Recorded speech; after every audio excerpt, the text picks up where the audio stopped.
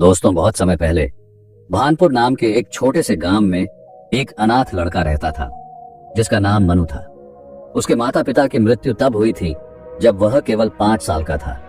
तब से वह अकेला हो गया। गांव के लोगों ने उसकी देखभाल के लिए कोई कदम नहीं उठाया। वह जो कुछ भी करता केवल अपने दम पर। उसके पास न घर था न कोई सहारा। मनु का जीवन कठिनाइयों से भरा था। वह दिन भर छोटे मोटे काम करता, किसी के खेत में पानी देता, किसी के लिए लकड़ियां काटता या फिर भैंस चराने का काम करता। बदले में उसे कभी कभी खाने के लिए 2 रोटी और कभी पुराने कपड़े मिलते। रात को वह गांव के पुराने शिव मंदिर के बाहर सोता। ठंडी हवा में सिकुड़ते हुए वह आसमान के तारों को निहारता और सोचता, क्या मेरी जिंदगी कभी बदलेगी? क्या भगवान मेरी भी सुनेंगे? गांव के लोग उसे ताने मारते थे। बच्चे उसे चिढ़ाते और बड़े उसे बेकार समझते। मनु के पास कुछ नहीं था सिवाय उसकी मेहनत और उम्मीद के। एक दिन गांव वालों के तानों से तंग आकर मनु ने ठान लिया कि अब वह यहां नहीं रहेगा। उसने सोचा, अगर मैं इस गांव में रहूंगा तो कभी अपनी किस्मत नहीं बदल पाऊंगा।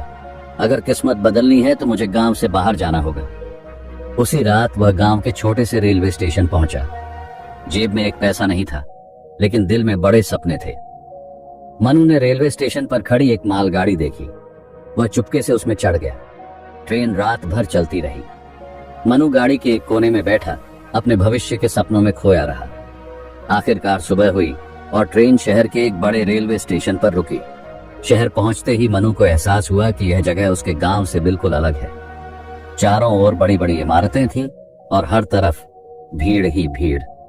हर कोई अपनी धुन में भागा जा रहा था, लेकिन इस भीड़ में मनु अकेला महसूस कर रहा था।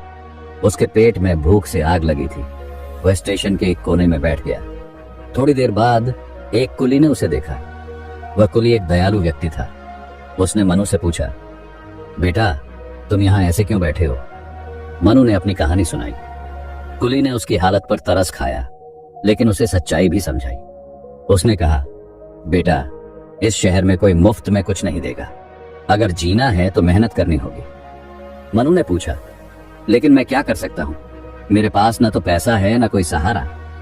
कुल्ली मुस्कुराया और बोला, क्यों ना तुम भी कुल्ली का काम करो।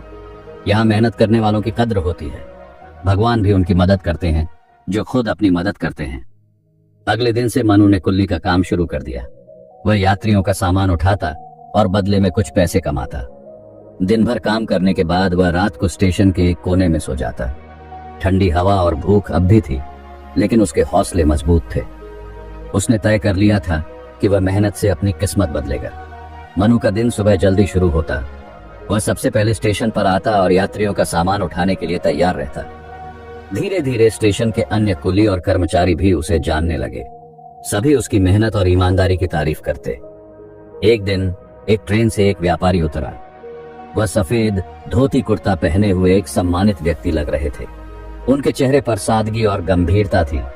उनका नाम गोविंद नारायण था। मनु ने दौड़कर उनके पास जाकर कहा, साहब, आपका सामान उठाऊं? गोविंद नारायण ने उसे देखा और कहा, तुम बहुत छोटे हो, ये काम क्यों करते हो? तुम्हारी उम्र तो खेलने कूदने की है। मनु ने उनकी बात सुनकर धीरे धीरे अपनी कहानी सुनाई। उसने बताया कि वह अनाथ है और अपनी मेहनत से अपनी जिंदगी बदलना चाहता है। मनु की बातों ने गोविंद नारायण को प्रभावित किया। उन्होंने कहा, तुम्हारी मेहनत और ईमानदारी काबिले तारीफ है। मेरे पास कपड़ों का एक गोदाम है। अगर तुम काम करना चाहते हो तो मेरे साथ चलो। मैं तुम्हें अच्छा काम और रहने की जगह दूंगा। गोविंद नारायण की मदद से मनु ने गोदाम में काम करना शुरू कर दिया। गोदाम बड़ा था और वहां कई कर्मचारी काम करते थे। मनु को कपड़ों की पैकिंग, गिनती और ग्राहकों से डील करना सिखाया गया। मनु ने हर काम दिल लगाकर किया। वह सुबह से देर रात तक काम करता और हर नया काम सीखने की कोशिश करता। गोविंद नारायण ने उसकी लगन देखकर उसे अधिक जिम्मेदारियां दी। कुछ ही महीनों में मनु ने गोदाम के हर काम में महारत हासिल कर ली। कुछ सालों में मनु ने खुद को इतना काबिल बना लिया कि गोदाम के ज्यादातर काम अकेले संभाल सकता था। अब उसकी उम्र 25 साल हो चुकी थी। उधर गोविंद नारायण 60 साल के हो गए थे। एक दिन उन्होंने मनु को बुलाकर कहा, बेटा, अब तुम हर काम में निपुण हो गए हो। तुम्हें अपना खुद का व्यापार शुरू करना चाहिए। मैं तुम्हारी मदद करूंगा। गोविंद नारायण की मदद से मनु ने कपड़ों की एक छोटी दुकान खोली। यह दुकान एक साधारण गली में थी, लेकिन मनु ने अपनी मेहनत और ईमानदारी से उसे चलाना शुरू किया। उसने ग्राहकों को सस्ती और अच्छी चीजें दी। धीरे धीरे उसकी दुकान मशहूर होने लगी।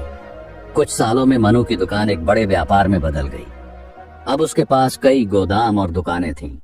उसने गोविंद नारायण का सारा कर्ज चुका दिया और उनका आभार प्रकट किया। मनु ने अपने संघर्ष के दिनों को कभी नहीं भुलाया। उसने फैसला किया कि वह जरूरतमंद बच्चों की मदद करेगा।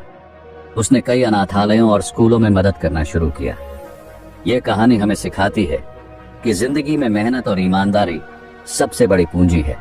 चाहे हालात कितने भी मुश्किल क्यों ना हो, अगर आप अपने लक्ष्य के प्रति ईमानदार हैं तो सफलता जरूर मिलेगी। आपकी मेहनत ही आपकी तकदीर का सबसे बड़ा हथियार है। अगर आपको यह कहानी प्रेरणादायक लगी हो तो इसे लाइक और शेयर करना ना भूलें। अपनी राय हमें कमेंट्स में जरूर बताएं और ऐसी ही कहानियों के लिए हमारे चैनल से जुड़े रहें।